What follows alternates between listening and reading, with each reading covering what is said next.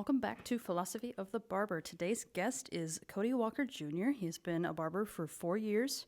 He owns Main Street Social Club in Laconia, New Hampshire, and he is a graduate of the Community Barber School in Jacksonville, Florida. Welcome, Cody. Hi, how's it going? Oh, it's been a wonderful day. We're kind of running around like crazy. Yeah. We've been pretty busy these last few weeks with, tourism and, the summer crowd coming through. So, yeah, been busy. So, first, we typically go through how on earth somebody found barbering in their life. So, why don't you tell us your little story, because I haven't heard it. Well, I've told it to a bunch of customers, so I'll give you the version.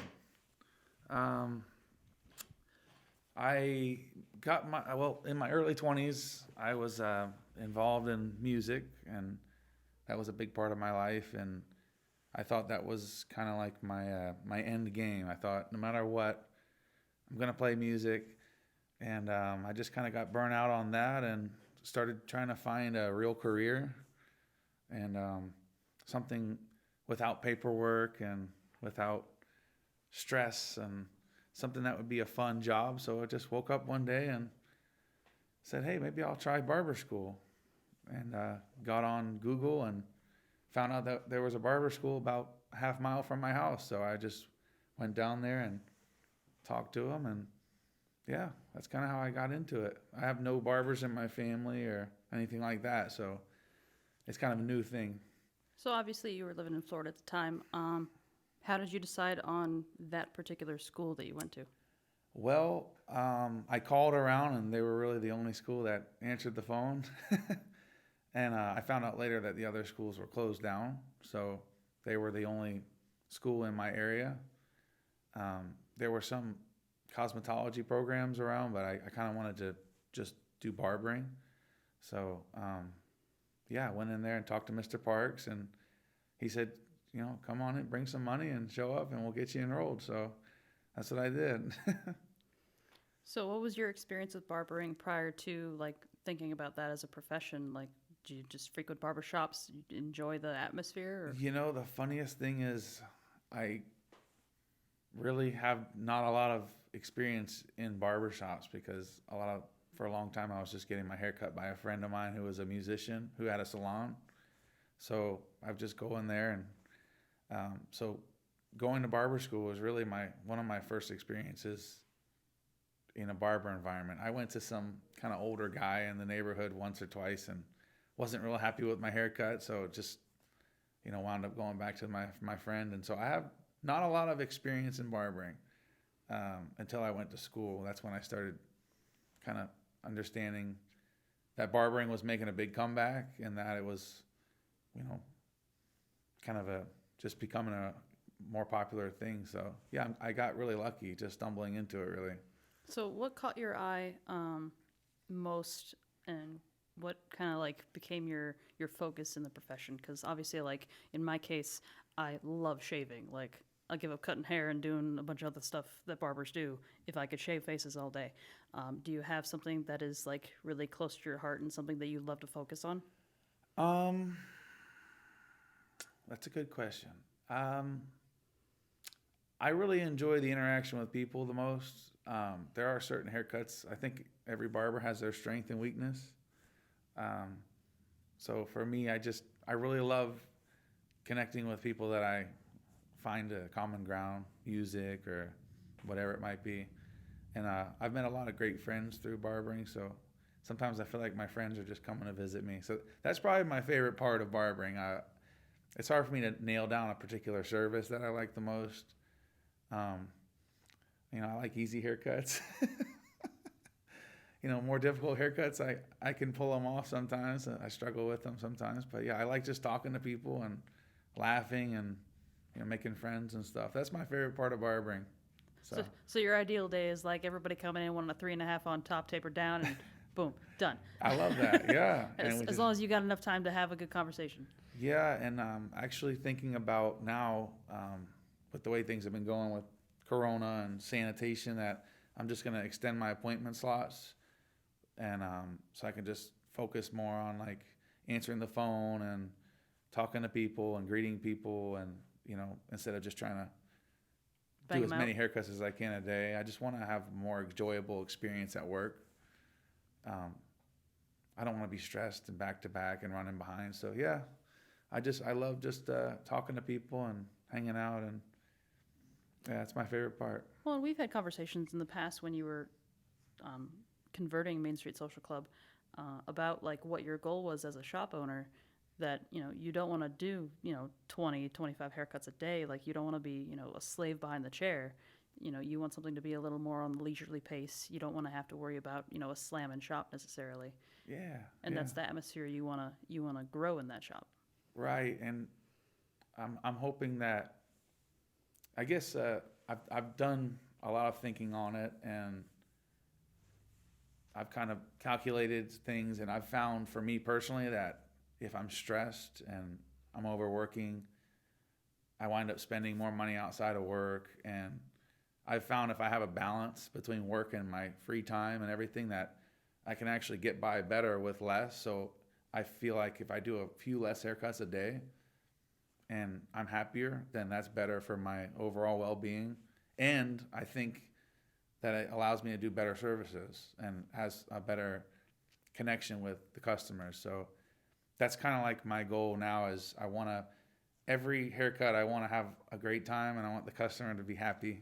I know that sounds generic, but I just really want everyone that come in that sits in my chair to want to be there, not just like the guy who, comes at Saturday, he just needs a quick haircut. I want it to be people that I know. And I know that sounds kind of like a pipe dream, but that's kind of what I'm shooting for. So I don't think that's a pipe dream at all. I actually think it's very mature to have that clear of a vision of like how you want to spend your day. And I think overall that's extremely healthy in the long run going, all right, so like it's one thing if somebody's young in the profession and, has a lot of hustle and wants to learn, wants to grow, wants to, build something. And, one way to go about that is usually, just grind through and build your clientele with mass, and then once you have that mountain, you can then chisel out your perfect clientele from that. But that also takes time to let people go away in whatever way you want to do that. But you're wanting to build it block by block into the masterpiece you want it to be, and what you want to look at every day. yeah, absolutely. And I think I talk to a lot of my customers about this, or Travis, and I say that if I'm working extra long or I'm too stressed out, I start making a lot of mistakes. So I think for me personally, it's better for me to just try to do a good job, and even if it means a couple less cuts every day, but I have the time to talk to people after the haircut. They want to show you a picture on their phone or a video, or I like that stuff. So it is a business, and I understand that, and I'm probably not the best business owner because I'm very personal. So, but yeah, I like that. I just like having a personal relationship with people, and sometimes you might not charge someone for a beard trim or whatever. It's fun. It's like my little spot, my little space in the universe. So I like that. Well, and I think that's a phenomenal way to go about it. Like it has everything to do with what your goals are as a business person. Like you're not wrong for like if you're not in this to get rich, then there's no reason to have to hustle and stress over a bunch of stuff. Like because I mean that's how you start on that path. But because it's a lot of work in order to make those goals. But if that's not your goal, then that doesn't matter. It's building something else. It's aiming for a different destination.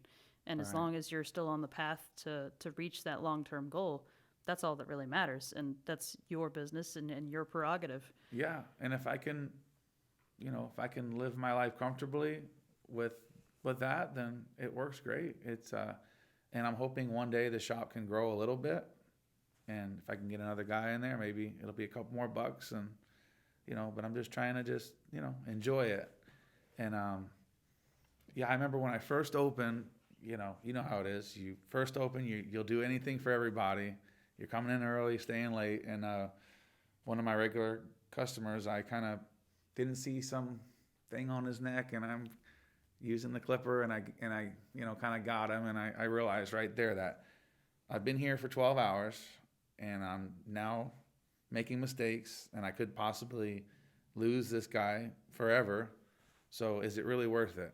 Is it worth staying late and coming in early and all that? And since coronavirus, we've had to change our entire business model from walk-ins to appointments, and we kind of narrowed our schedule a lot, and everything's been going really good. We're not doing as many haircuts, but we're feeling really refreshed, and so I'm really liking the pace of the shop since we've come back and we're doing appointments. I really like it, so it's been good. Well, and I think that's one of the things that our industry is kind of waking up to. Because, I mean, appointments at barbershops, you typically see in shops that have more chairs, because there's a little more versatility, a lot more diversity in personalities or booth renters and their wants and needs. But now that we're kind of forced into this position to adapt to whatever restrictions we're given state by state, it's starting to open people's eyes, not only to barbers when it comes to the freedom of having control over your schedule, going, all right, if I have a doctor's appointment, or if, I have to take a kid to something, or, anything like that, you have the power to block out that time without like having to go for the rest of the day. Because, I mean, quite often I do recall when we were walk-in only, if, say, you have a 2 o'clock appointment and it's going to last an hour, like, are you really going to come back for, an hour or two for work? Right. Especially if you got to, like, drive here and there, chances are that's not going to happen. Yeah. But if you have it, logged in to your schedule, all right, well, you have that time frame. There are people that booked after that time frame, so now you're coming back. You get to see 2 more people, and then you're off. Yeah, but no one's going to come looking for you while you're gone. That's true. Because geographically around here, people come from Molten Borough and they come from all over. And let's say you were a walk-in shop and you have an emergency, and then this guy just drove 45 minutes to get a haircut, and you're not there. So appointments are great. I'm saying it. I like them. I always said I would never do them, but I'm sold. He's been converted. I am 100% convert. Actually, I have a doctor's appointment on Wednesday for a sleep study, and so yeah, I can do that. It's nice. That's something that you and I talked about, your health, that I've been seriously considering a lot. So realizing that you can just stand behind that chair for 100 hours in a row, and there'll still be more haircuts. So you have to stop and take care of yourself. If you can't take care of yourself, then you can't take care of your customers. And that's my new motto, and that's what I'm trying to live by now with our appointments. And I'm really, really happy with the way my life has shifted since we've went in that direction. So, and I find it to be so important. And it's not to knock anybody who has the mantra or lives by the code of if somebody comes in and they want a haircut, you're available for them. Doesn't matter if you're like mid sandwich or whatever. It's boom, you're there. And I mean, that is one style of service that is legitimate, and that's somebody's personal choice. But I definitely believe that your health is more important than a single haircut. And absolutely. So if that means that you have to sacrifice a half an hour of your day, I don't even consider it a sacrifice, but one haircut out of your pocket so that you can have a meal, so that you can feel better and be better and act nicer, because hanger's a thing. It really is. That's, a far better investment in the long run in yourself than that, one service haircut, however much you decide to charge. Like, the monetary value is nothing compared to the intrinsic value that you are putting into you for the long run. Yeah. And again, we've talked about this, but if you drop dead at 58 because you didn't take care of yourself, but you made an extra $150 a week. Was it worth it? And I've had a few friends who have had those scares. So, it's really important. And I'm glad that all this stuff is happening, because I think if we would have kept going the way we were, I would have gotten burnt out completely over there. So I was pretty much in there from 7:30 or sometimes 7 until 7:30 or 8 at night, and it was killing me, and I just couldn't do it anymore. So I had to scale it way back, and coronavirus gave us the chance to do that without being abrupt, because we were closed. Or giving the impression that it was like being a dick move or something. Yeah, it's like, hey, we've been closed for 2 months. This is the perfect time to change everything. We went up $2 I actually did that because I thought we were going to have to buy a lot of cleaning supplies. Which, initially. Yeah, well, but fortunately we got the masks from the state. But and then I said, well, we have to do appointments, and I didn't want to have to be on the phone all day because I like to talk to my customer in the chair. So that's when we decided to implement our online thing, and we still book people on the phone, but we're doing the set more thing, and it works great. Everyone says it's easy, and that's 95% of the customers. They're like, yeah, it's great. So yeah, it's working for most people, so we're happy. And that is the nice thing, is that not only are barbers learning the benefit of appointments, but so are customers. Yes. When all right, so you don't have to wait for an hour to get a haircut now. Mm-hmm. You can plan out your day, and especially when they're having to deal with kids and back to school stuff right now, and like dealing with that sort of uncertainty of what's going to be remote, what's going to be in person, half here, half there, or all the way, or, if you're deciding to homeschool because you don't want to have to deal with that kind of drama. People who are running households now have to be much more precise in their time management. Yeah, time is just very valuable. And a lot of people say that. I also feel like as a barber, you're able to give a better service when there's not 4 people staring and waiting for their turn. Oh, there is that pressure of there's a waiting room full of people. They're looking at me. Those guys. Yes, the passive-aggressive men. They do shop, exist. We're really small, so it's just me and Travis. And usually we have our people in the chair, and there's no one else in the shop. Maybe one person on the couch. And I like that. It's very small, but the guy on the couch knows that in 15 minutes it's his turn. He's just maybe there early, or we're running behind. But I like that. I always felt that I was letting them down by taking too long to cut hair, but I was letting this person in my chair down because I was flying through it or trying to get it done, So appointments are great. I know I keep harping on it, but it's been a game changer. It's changed my entire life. It's insane. Well, and for us, I've always tried to have the mindset of the person in my chair is paying for my time. Right. So they get the amount of time it takes me to do their service. The person who's waiting is paying with their time by waiting, which is why before, all of 2020, we had, some appointments days with some of our barbers, and then walk-in service. So, the justification for the appointment service being more expensive is because you're paying for the convenience of not having to wait. So either way you're paying. If you're a walk-in, you're paying with your time by waiting. Or if you're an appointment, you're paying with your wallet because you don't want to wait. Yeah. And you're paying for the convenience to say, I want to be here at this time and be serviced. And be out by this time. Yeah, because maybe they're a doctor or a lawyer, or they have a schedule and they need to be somewhere. So, and it's good to do both, because obviously there's always going to be people that just need one now, and they just happen to get off work early, or unfortunately no one can really do that right now. But so we have to turn people away occasionally. But yeah, I don't know when we're going to ever be allowed to go back to walk-ins. I feel like the majority of the people we have popping into our shops, because for the listeners that don't know, Cody's shop is actually in my shop's old location. About like 350 6 doors feet down. away. I always say 350 feet on the left, you'll see a barber pole. There's no sign, just a pole.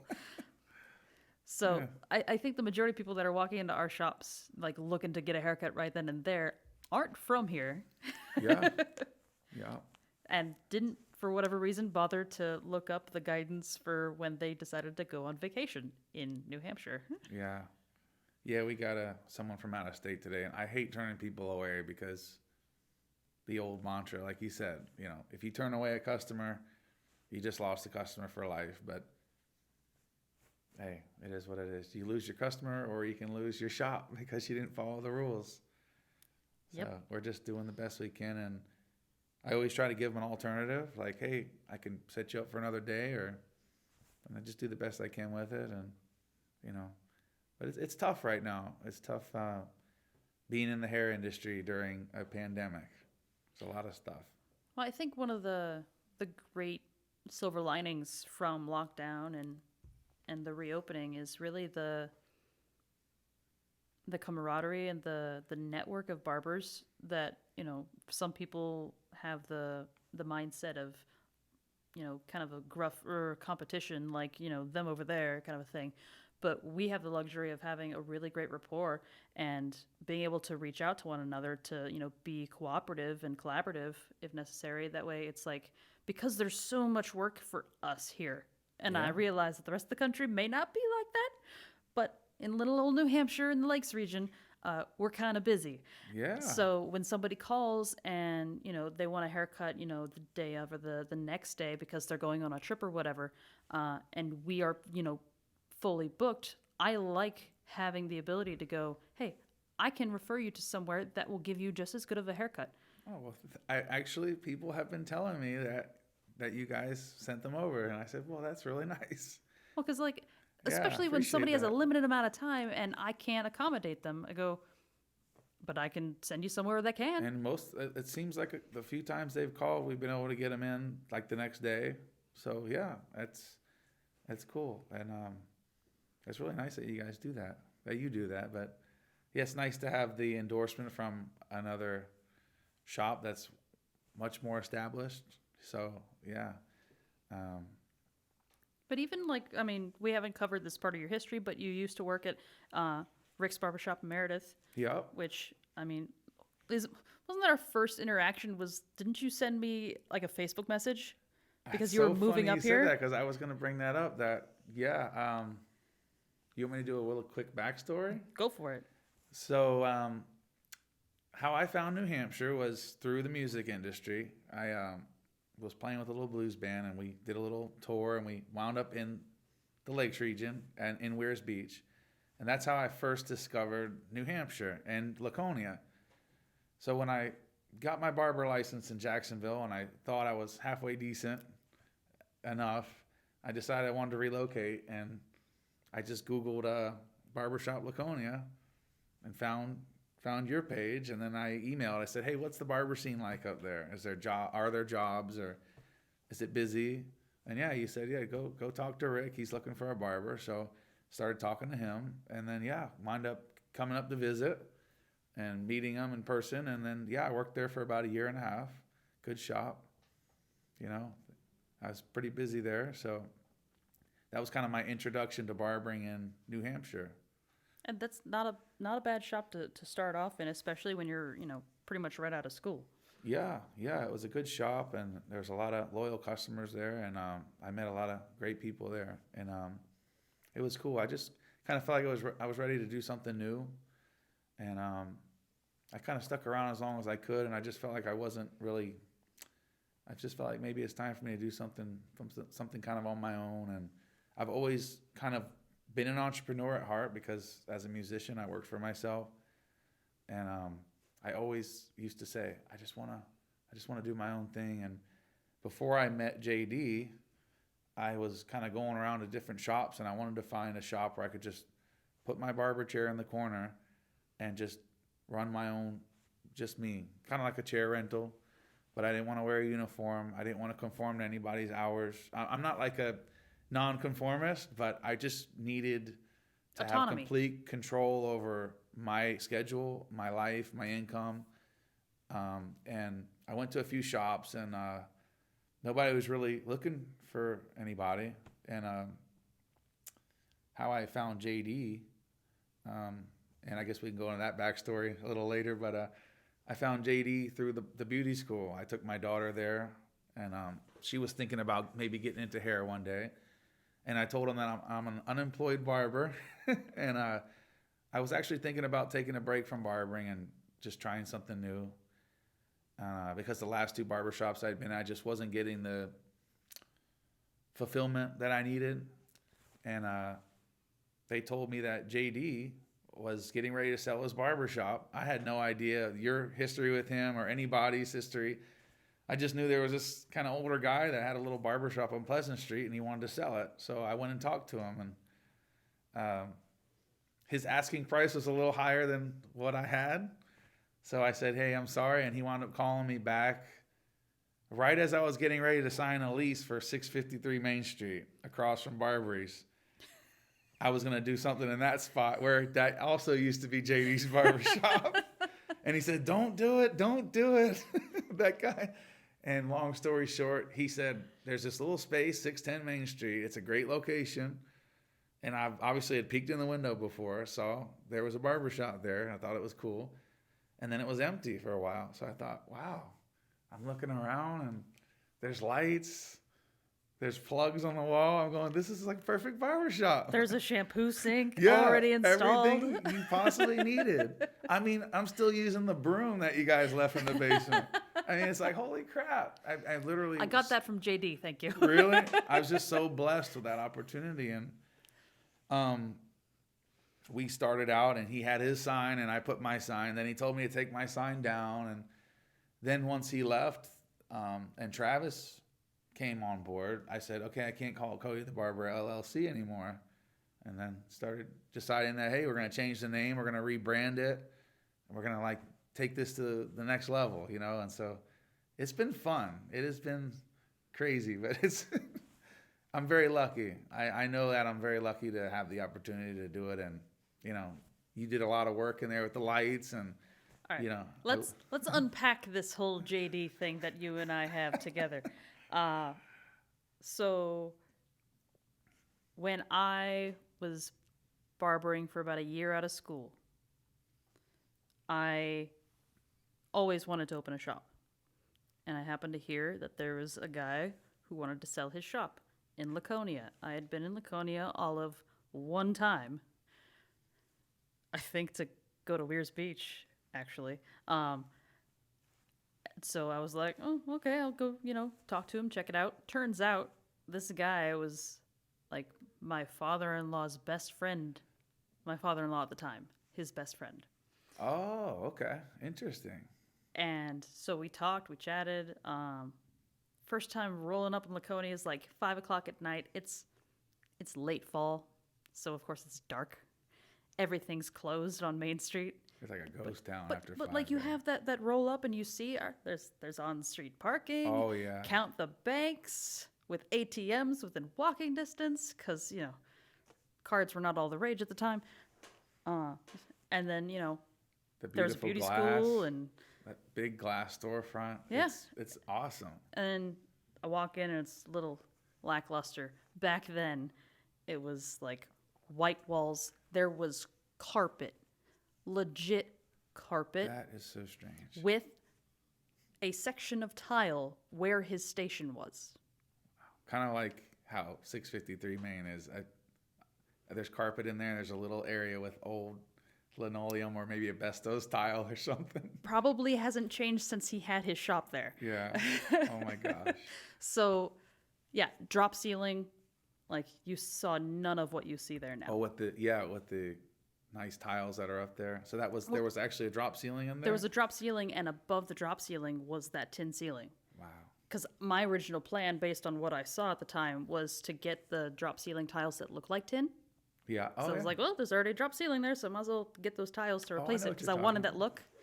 And then we popped one tile out and saw the tin ceiling, and I was like, well, that just saved me a couple grand. Yeah. It's a really cool little shop, that location. It's, it's got its it's not perfect. It's got its quirks. Yeah, but There's character there. for me, it's been exactly what I need, and I'm just really thankful. And it's been great. But you bought your shop from JD. I bought my shop from JD. Well, you didn't buy your shop. I'm sorry.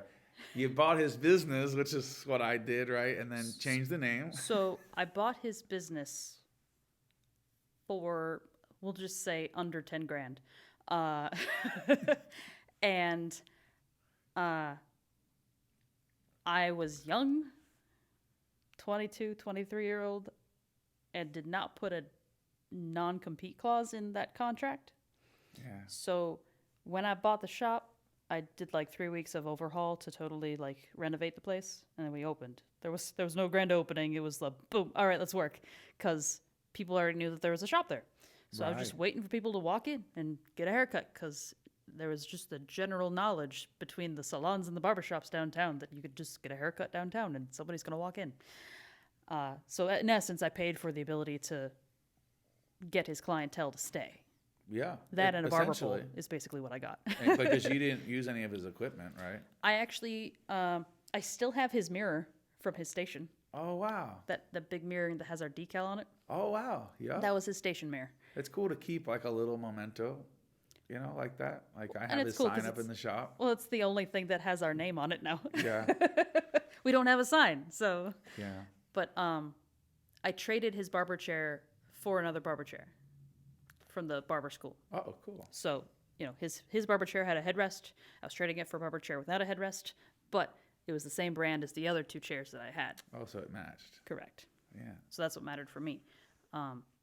But 4 months after we opened, he moved back to Laconia.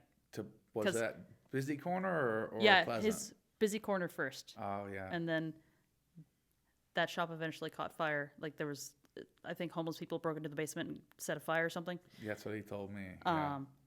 And then he actually went to work at Barberies for a bit. For those people who don't know Laconia Main Street, there are 3 barbershops currently on the same side of the street on Main Street. The first one is the Main Street Social Club. The second one is Polished and Proper. And the third one is Barberies, who has been there forever. Like 25 years.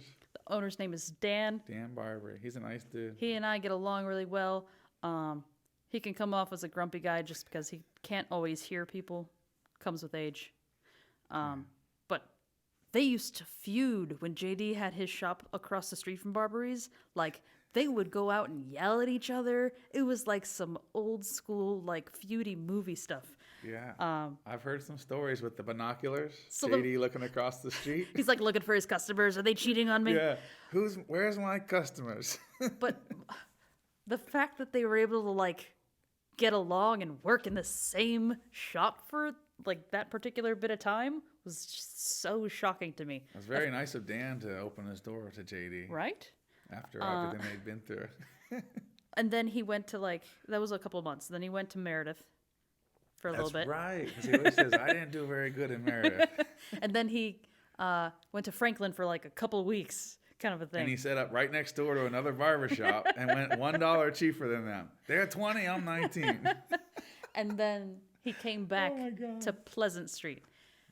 And he was there for like 5 years or Yeah. so. Well, Oh, maybe not 5. 4 years. 4. Yeah. And then when we moved from 610 to 632 to expand,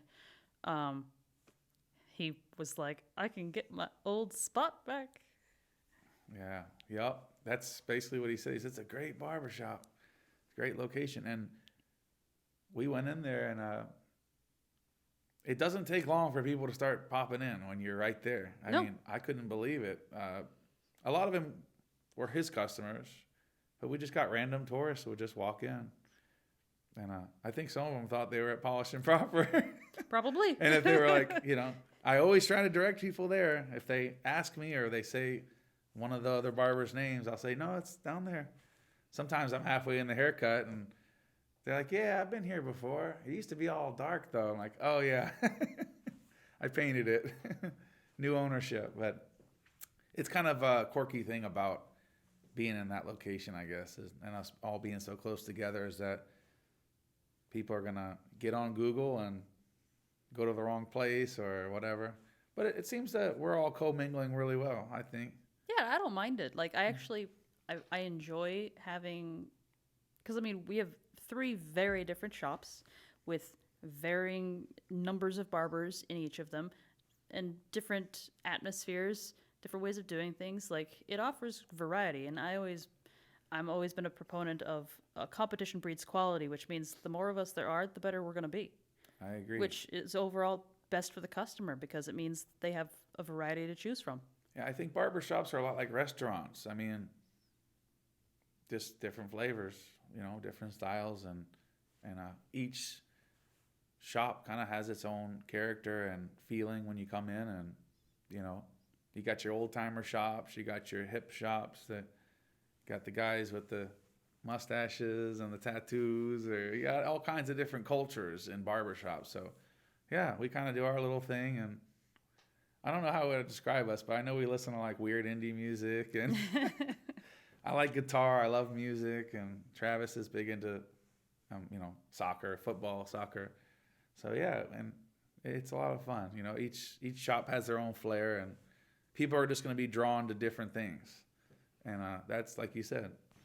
There's a lot of cuts going around, and there's a lot of people in this city. So, what is there? 6 shops in Laconia now? 6? Yeah, it's doubled since we opened. Wow. Yeah. Which I think is great. And if COVID has taught us nothing other than this, it's that even with 6 barbershops, there's still more room to support more shops. Oh, we yeah. have plenty of population. Yeah, I think you're right. I mean, someone could open up another shop a mile, and they could probably be fully booked within 3 or 4 months. Well, because, I mean, we just look at our clienteles and, we draw from other counties. Right. Because Laconia is the closest city. It may be a small city, but it's the closest city. And, most towns north of here, if they have anybody, they only have one barber in town. I've noticed that, like towns like Lincoln, or that's even a bigger town, but some of the small little New Hampshire towns, there's nothing. Yeah, like Wolfboro? Yeah. Yeah, there's One one guy there, guy? like, I can't remember his name, but yeah, one dude, and they just running out of their house. So that's a long drive, but we have, I'm sure you guys, we all have people coming from Wolfboro and all over the place. And Well, especially because they have to come here anyway for a lot of other things. yeah, Like, they got to get their car serviced. Well, they're probably going to come to Laconia. yeah. If they want to, get a good cigar, they got to come to Laconia. Yeah, it's a cool little city. I dig it. And I think it's making a big comeback. I always say it reminds me a lot of the town I grew up in Jacksonville. It's called Murray Hill, but it's a historic neighborhood, so a lot of old homes, old down. It wasn't really a downtown, but Edgewood Avenue was kind of like Laconia Main Street. There was a theater, and it was really close to another area that was more expensive area, kind of like how we're close to Meredith. And what happened was Riverside got so expensive that people started moving to Murray Hill and opening businesses. And then it became the hip spot. There was cool bars, barbershop, vegan restaurants, pizza joints. And I could really see that in Laconia. I can see within the next 5 years or maybe 3 that it will really be the place to be. And I'm really glad I live here. So I have a shop here. So I'm just buckling up for the ride and hoping that Laconia keeps kind of getting better and keeps improving, and cool businesses opening up. That's my hope anyway. Well, and I mean, from the almost 8 years that we've been open here, seeing what Main Street was when we first, opened versus now is a huge improvement. Like, we're talking, it was on life support when we, first started up, and It's come a long way. Oh yeah, it's crazy. And it's not just due to the theater project, which is great for the listeners that have no idea where Laconia is or what's going on. We have a theater here on Main Street called the Colonial. There are actually 2 Colonial theaters in the state of New Hampshire. One of them has already been redone, and it's in Keene. But we have our own, and it has a lot of very rich history for the local area, because this used to be a hub for everybody to come in summers for Winnipesaukee and the lakes, and then in the winters this was like a major train stop for when you were going skiing and stuff, or going to like some of the grand hotels that New Hampshire used to have. So we used to have ballrooms on Weir's Beach that you could go dancing and listen to like Artie Shaw, Glenn Miller Orchestra, like a bunch of the big bands of the day. And the Colonial Theater, we had an opera house in Lakeport section of town.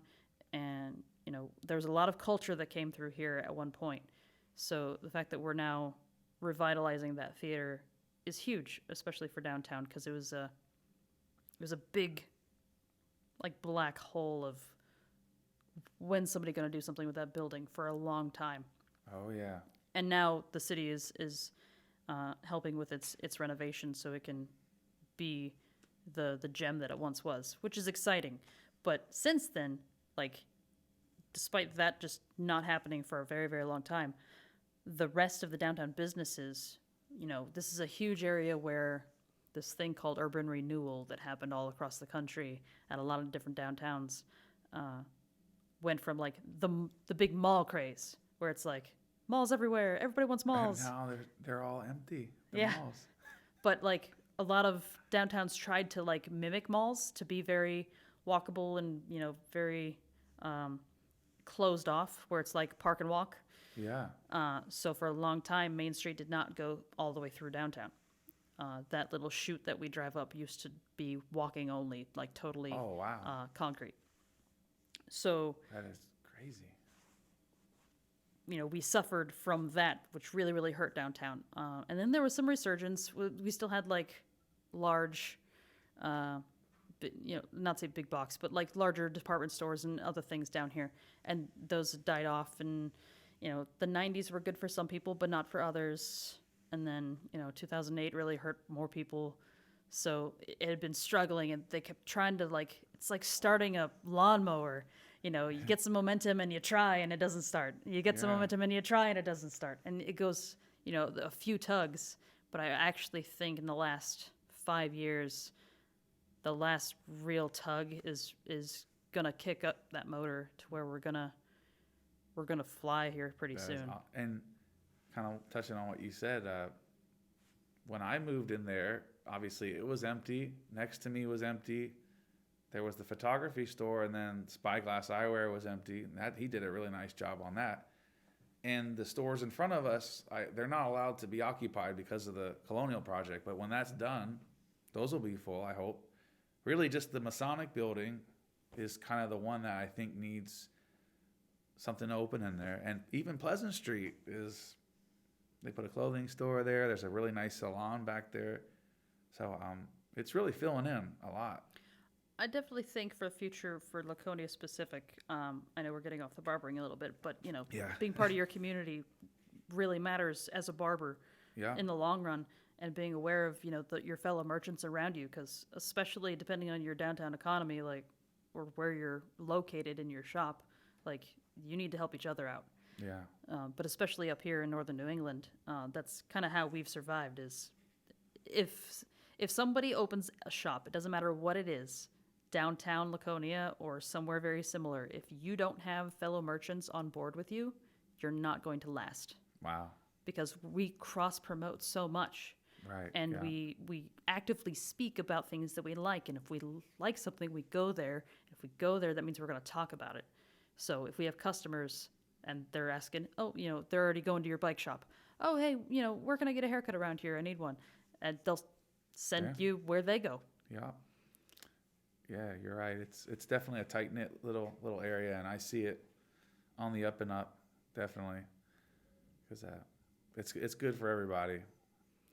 And, again, I don't want to get too far off barbering. I'm sure you can cut this all out later, but, they have police walking the beat now. Yep. And that's going to help, just kind of clean it up a little bit. And, I think we're going to be good. Always, having that rapport where, they typically, depending on which shift you're dealing with, like some of them start at the tail end of the regular business day. So it's like, they can pop in real quick and say hi.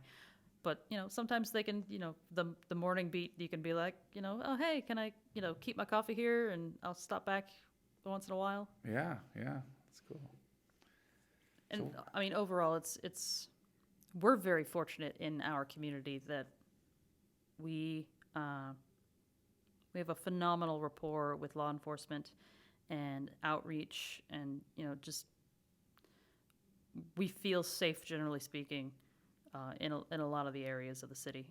Yeah, And it's not a bad town. I know it gets a bad rap for New Hampshire, but to me, I think it's got a lot of hope and promise, and I kind of consider it a step up from my hometown. So sweet. I'm yeah, so glad to hear that. yeah, I'm like, it's New Hampshire's better than Florida. yeah, You heard it here. yeah. So let's see. I'm trying to think what I could talk about that is barber related. Oh, I can compare anything to barbering. Don't worry Yeah. about that. I am kind of curious on your take on like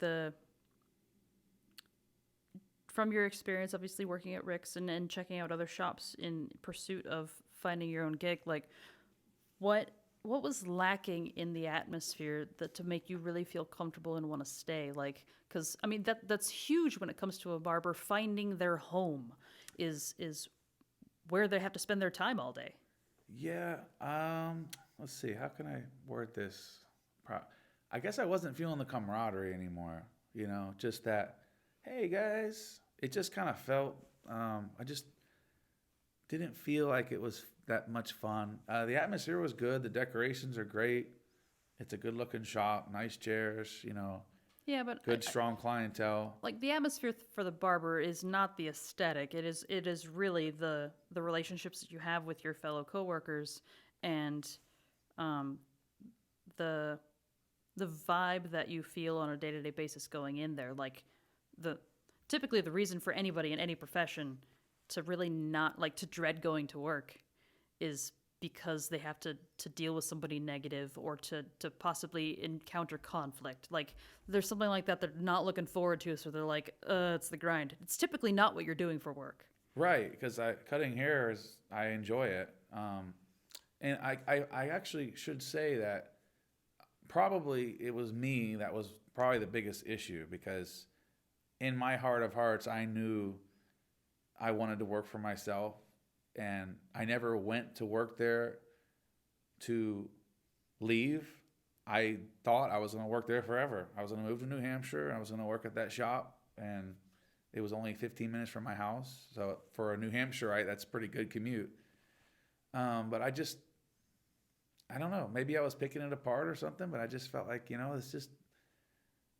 I'm just missing something. And I just kind of a free spirit, and I just thought, and like I said, I thought about quitting barbering. I was to the point where I thought maybe I'm not supposed to be a barber. So I was considering maybe going to work at the Boys and Girls Club over here because my daughter was attending there. I thought about moving back home and just going back home, my tail between my legs.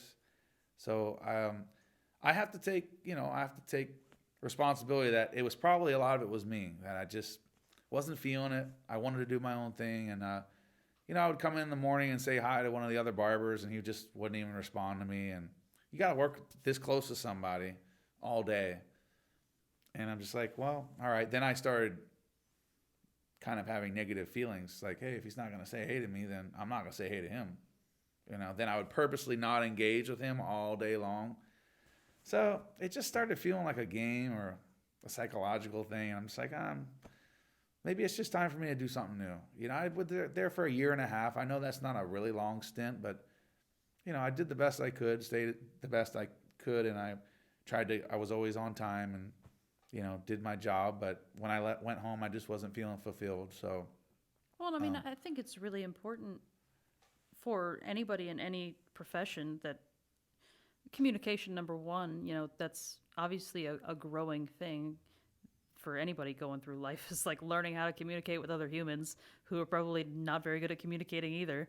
And, learning to recognize, even if it's, 2020, looking in the past going, all right, I contributed to, that situation. That's a phenomenal and very mature perspective to have. yeah. And we deal with that all the time. I mean, we got 5 barbers here that's all very different personalities. And, it's like having roommates, Yeah. and Maybe you really someone's have not a to. right fit, you know? It doesn't mean that it's a bad shop or you're a bad barber. It just means maybe you don't fit in this tribe here, and maybe that tribe's better for you. And it's I try to just think of that as a good experience for me learning, and they're great guys over there, great barbers. I just felt like maybe it's time for me to try something new, and I'm kind of glad I did, you know, because it's really led to a good path for me. Yeah, So, I think it's worked out phenomenally for you. I mean, yeah. I worked at 2 shops before I opened my own, and I left on good terms on both of those. But it was very like, I know what I want. I know what I agree with. Some people running certain things in a certain way, and then I know what I don't want to do. And that was enough for me to be able to move forward and progress the way that I wanted to. Yeah, and same thing in the shop in Jacksonville that I worked. The guy was an excellent barber. I just didn't like the culture there. I just didn't feel like I fit in. And so I feel like I'm a pretty easygoing person, but at the same time, I'm kind of selective about who I liked around me. So yeah, I just didn't feel like I fit in there. All the guys they had there was like 3 core guys there that had been there forever, and they were great barbers. And when I got out of school, I would shadow them and I would hang out. But once I started working there, I just realized that this isn't really the kind of shop the ideology of the shop, the music they listen to. Like, I know this is really picky stuff, but It's not though, because that's your day. That's what your day right. is filled with. Yep. And I Travis and I talk about this all the time, and I'm not picking at any barbers, but I feel like there's these little sects of barbering, and they're all like these identities, and not every barber falls into it, but a lot of barbers, they're either like really urban, or they're really like tattoo guy, or they're the rockabilly dude, and I don't want to be that. I'm Cody, and Travis is Travis, and like, we don't wear uniforms. I just wear jeans, sneakers, and an apron. He can wear whatever color apron he wants. He doesn't have to wear the matching one. And I feel like that's what makes our shop kind of quirky, is that he can be himself. I can be me. I don't tell him when to come to work. He comes in whenever he wants. He's handles his own cash register. He's responsible for his destiny. And as long as he upholds what we consider a universal quality level that we both find this is where we need to be, no lower. Not that we are trying to do bare minimum, but we have our quality standard that we want to do. We always want to do our best, even if it takes us 15 minutes or 30 minutes over our appointment. But besides that, he can do whatever he wants. And I kind of wanted our shop to be like that, because I feel like every shop I went to, I had to like conform, you know. And again, I'm not a nonconformist, but this is an art form in a way. Barbering is an art, and you can't give a painter a palette and a brush and hold the brush and paint for them. You have to let them create, and they're not going to be perfect. They're not going to be just like you. But that's what's beautiful about barbering, is that I feel like Travis and I both have strengths and weaknesses. There's certain things he can do that blow my mind that I can't do. And I'm sure there's things I do that he can't do.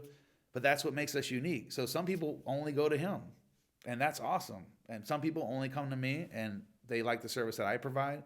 That's what I think is great about barbering. And that's why with my shop, I wanted to keep it really unique. I try to be really lax and not have any kind of, what's the word I'm looking for?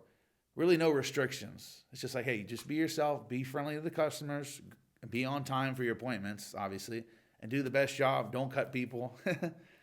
As long as you do that, I'm happy. And I think that's really working for us. Like, it's our little thing. And it's cool. I didn't mean to get off topic there, but No, that's fine. You're not off topic at all. Yeah.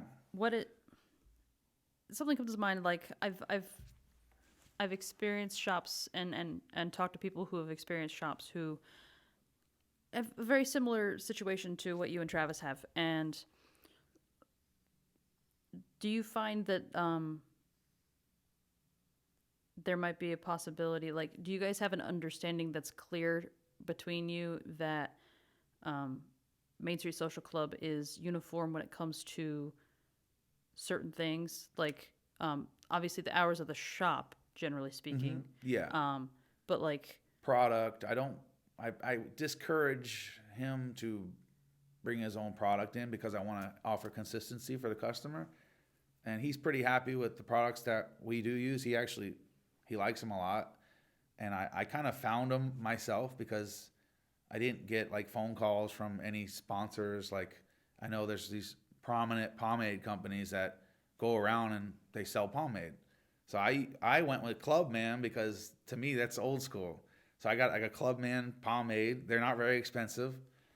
And then I found some clay that I could get for a good price. And then we actually try to pass the savings on to the customer. I feel like I like that. I like keeping our product prices low because I think people buy more product that way and get more into it. Besides that, yeah, I mean, we have our hours. And I always tell him, if you need to take care of something and stay late, I gave him a key. You know, he can stay late, take care of a customer, you know, sometimes come in early or whatever. And yeah, that's really the main thing that we try to keep consistent. And obviously I own the shop, but he's kind of like Travis Fan Barbering LLC. So it's kind of cool. He does his thing, I do mine. And so how do you guys work that out when it comes to like advertising, like you know, posting stuff or letting people know things, you know, whether one or the other is going to be somewhere? Like, does he have equal access to your social media? No, he doesn't. He's not really a big social media guy. Now I'm considering bringing on a third barber in February, and through his school that he is attending, they're encouraging them to use social media. And I kind of told him, if you want to do that, you can. I have been actually laying off social media.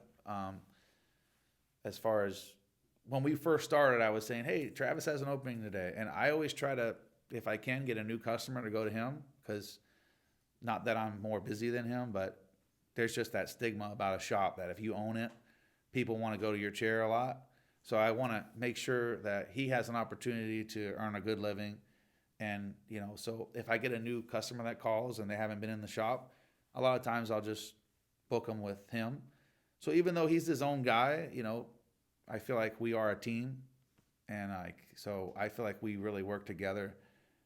We definitely had a few arguments, you know, and it's not a big deal, but we never sat down and talked when he first started working there. So then it took a year of little things that were frustrating each other, and then we had to talk. And then after that, it's been awesome. I just said, look, this is something that you've been doing that bothers me. And he told me same thing, that sometimes I do this. And so we apologized to each other, and it's been great. You know, like we work together. But essentially it's my shop, but he works there. I think he's pretty happy there. But yeah, he doesn't really do our social media at all. He doesn't really do social media, period. But yeah, I try to just put blasts out there. If we have a couple openings or we're slow, that's when I'll try to utilize social media. But that's about it.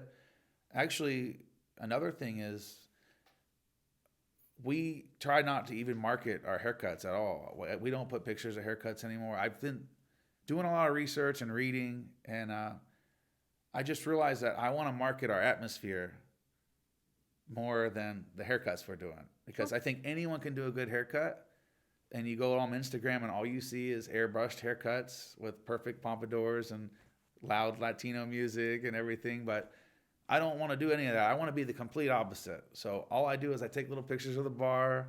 I'll take a picture of Elvis and say, hey, you know, we got a couple openings today. And that's kind of like my approach, is that, you know, we're a barber shop, but we're not like what's really popular right now. We're just a little different.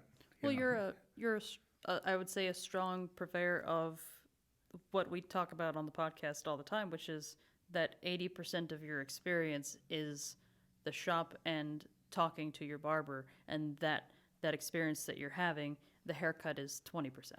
That's the exact number that the guy I used to work for in Florida, he said it's 80% haircut, 80% conversation, 20% haircut. And he said it's important to know how to cut hair.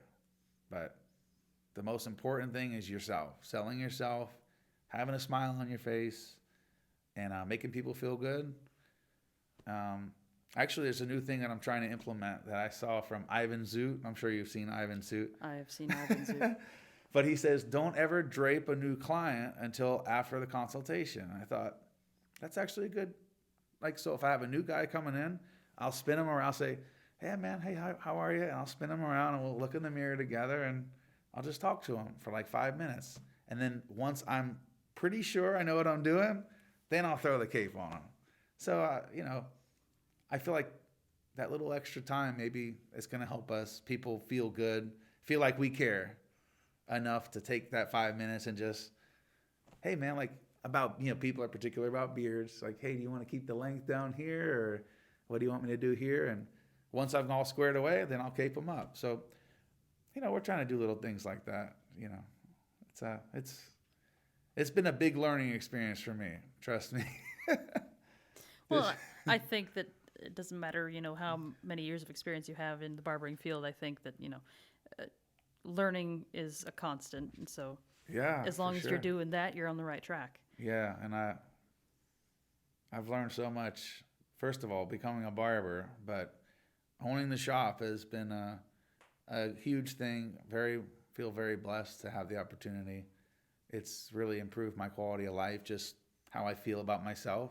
Like, wow, I own a shop. It's just the best feeling. So I love it. And I'm really glad that got a good crew and maybe one day we can grow. And who knows? And maybe we'll have a second location one day. I don't know. Well, and I would love that. It kind of reminds me of like one of my younger barbers, where she's new to the area. She lives here now and everything. And there was one time she was like, "Do you feel like you're a celebrity? Because you go places and people recognize you like all the time." Yeah, it is crazy around here. It's such a small town. Yeah, and I mean, no matter where you end up living in this area, like we said before, most people end up coming to Laconia at least once a week, kind of a thing. But it's a double-edged sword. I mean, yes, there is a little bit of celebrity, if you want to call it that, where you're very easily recognized by people because you see a lot of people all the time, and you get to have great conversations with people, which makes you really approachable. Right. But sometimes you just want to grab your broccoli. Yes. No, and I love talking to people. Again, it makes me extremely proud when I see someone from the shop or someone I've cut their hair. But I think we were talking about it earlier. It is a very psychologically, emotionally draining job. it is.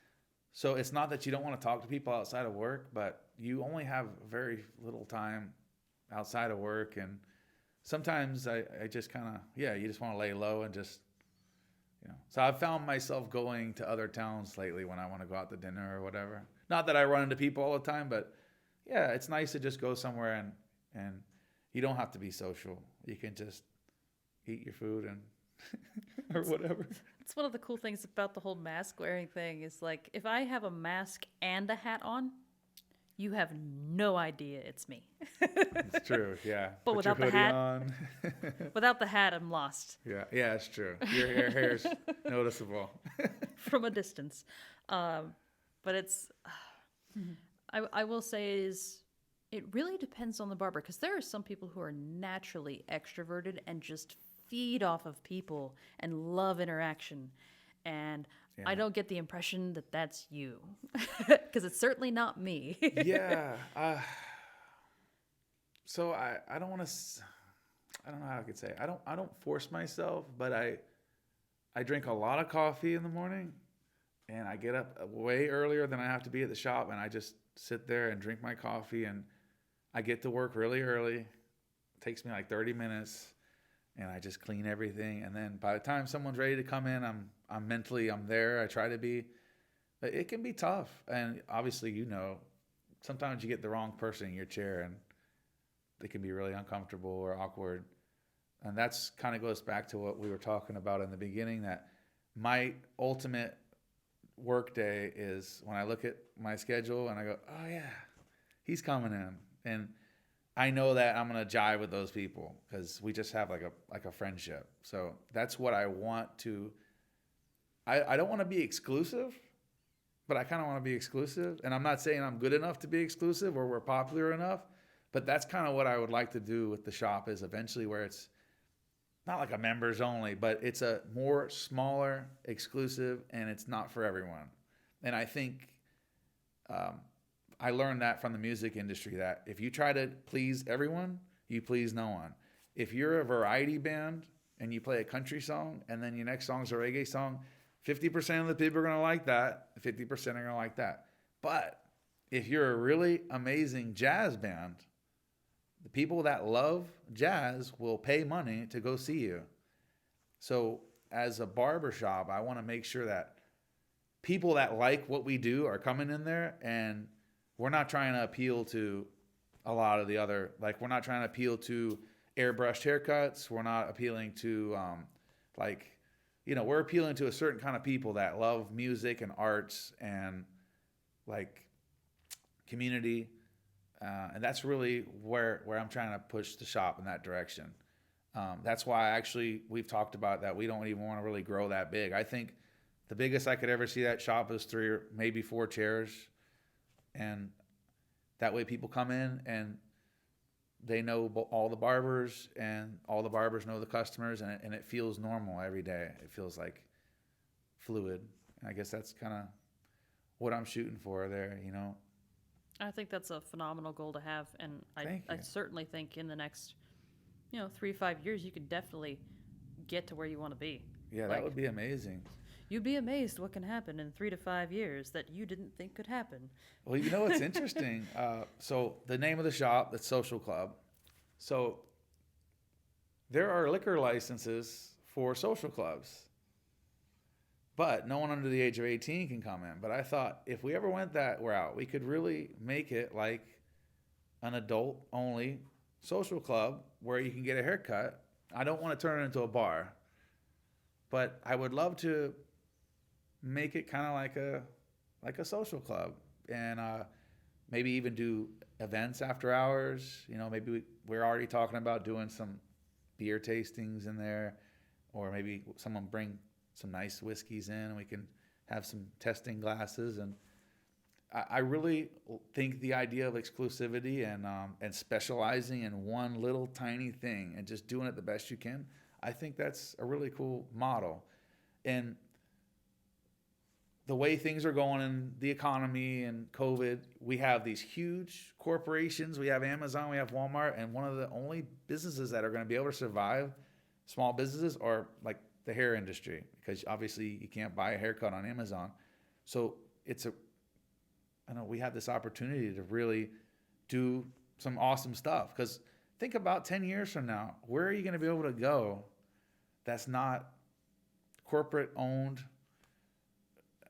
Just some restaurants and hair places. Well, around here, we're a little more on the lucky side. It's nice. Because our economy is odd in this area by being so local.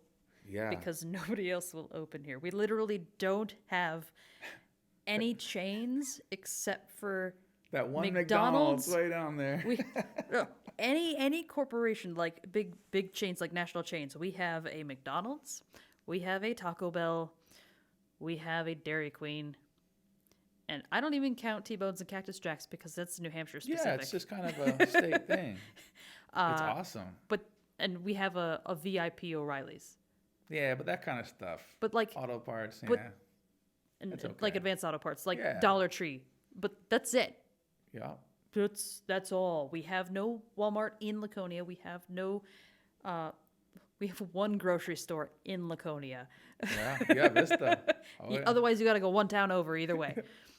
It is a unique town. So the stuff that we have here is super local, and that's how we've survived. Yeah. Because I don't know what happened 20 years ago or something. Whatever happened in the 90s, I think the city somehow just shunned all of the corporate businesses into like going to the next town over.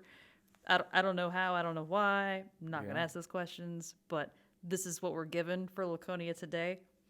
And I'm not mad at it. I'm kind of glad there's not a Walmart Supercenter on Union Avenue. you didn't see what the Guilford Walmart was before their renovation. No. It was the smallest Walmart I'd ever been Oh, inside. really? Like one It of was those. so weird. There That's was funny. obviously no grocery section. We're talking old school Walmart before the grocery, all right? Yeah. And they had like their electronics section was like minuscule. It was so weird. And then of course they did the renovation and now it looks like a regular Walmart. But yeah, for those couple years I was like, where did we move to? It is such a unique little town, and kind of going back to what you're saying, I've talked to customers that own businesses around here, and they always say, if you show up to work and you do a good job, you're always going to be able to stay in business here. We have the Consistency. lake. The lake is just an incredible resource, and as long as you just, and I just feel really lucky to kind of stumbled into Laconia. It's really weird how I got here, but I like it. And it's a great little town, and there's so much to do. And like you said, I think small business will always thrive in New Hampshire. It just has that spirit here. So I like that a lot. Well, and I think part of the whole live free or die spirit of New Hampshire, and I am not by any means a native, Yeah. but the live free or die spirit here that people take to heart really shows in the way that we operate, where it's if you are consistent in what you offer and you do what you say you're going to do by way of your hours, by way of your prices, by way of whatever you are saying you're promising your customer, as long as you are consistent in that, you'll do fine. Yeah. Because that's all anybody asks for is the do what you say you're going to do. Yep. Be accessible and do the best you can. And yeah, it's a lot of potential around here for sure. Well, the conversation of the week in my chair has been the difference between the attitude in northern New England versus the attitude in the South, where it's in New England, we don't have time to lie to you. We don't have time to be fake. We are going to tell you you're an asshole because we need you to know that you're an asshole so we can go about our day and prepare for winter because we've only got 3 months of summer and we got to do everything we can now. That is absolutely true. As a true Southerner, I can tell you that. But Southern people have that. We draw it. Hey, you could be at the bar and you're talking to this guy, and New England people keep to themselves. But once they're your friend, they're solid, good they're people. solid. Yeah. I have a lot of acquaintances down south. I don't know how many friends I really have, but I've met some awesome people up here for sure. And really nice people. I feel like that has a lot to do with the overall culture of the area is going, we don't have time for anything but what's real. Yeah, So if you are not consistent, we don't have time for you. it's true. Yeah, because I always joke with my customers and say, you have to fight the weather here. You're always fighting the weather. Weather and the sunlight. Yeah. So it's, first of all, it's tough living up here. It's not easy. And it takes a lot of effort and work. And like you said, most of the guys I know, or not guys, everybody I know up here, they work over 40 hours a week. And they grind. And a lot of them are homeowners. And it's, it's a lot different. In the South, there's a lot of apartments and, you don't have to burn wood to keep your house warm. You just turn on the air conditioner, and there's highways and there's street lights. And up here, it's like you got to like fend for yourself, and I've really learned a lot living here. It's completely transformed my life completely. But I think it really, if you can survive up here, that's the key. That's really the word. If you can survive up here, Survive. you love it here. Mm-hmm. Because we really have this mindset that when you are required to deal with things out of your control, priorities align themselves. And that can be compared to 2020 COVID is going, when something is out of your control that is affecting your life and you have to work around it, you have to align your priorities and figure out what matters and figure out what doesn't. Right. And then you really put your life in order so that it's a life you want to live, not a life you're being forced to live. Yeah, and I guess that's kind of what I'm trying to do at the shop. It's like, I want to be happy every day. I want to get up, look at my phone, and see that my buddy's coming to get a haircut. And yeah, that's because we spend a lot of time at work here as New Englanders, and we work hard, and you want to make sure that you make it count every day at work. You want to be happy. I want to come home with enough energy to, be a good father and be a good husband or boyfriend or whatever. And yeah, so I try to tie that all together, because we've been talking about that this whole time, about balance and all the stuff that comes with the hair industry, that how it's a tough gig, so try to make it count, try to make it fun. And hey, welcome to Philosophy of the Barber, where we tie everything to barbering. Yeah, I love it. This is so cool, though. Well, Cody, it's been wonderful talking to you. Yeah. Thank you so much for coming down the road and entering my basement. Thank you for your contributions to the barber industry in Laconia and paving the way. And we look forward to moving forward together and for sure. helping the city start that mower engine. My goodness. Absolutely. So we'll keep an eye out for you in the future. And thank you again. Thanks a lot.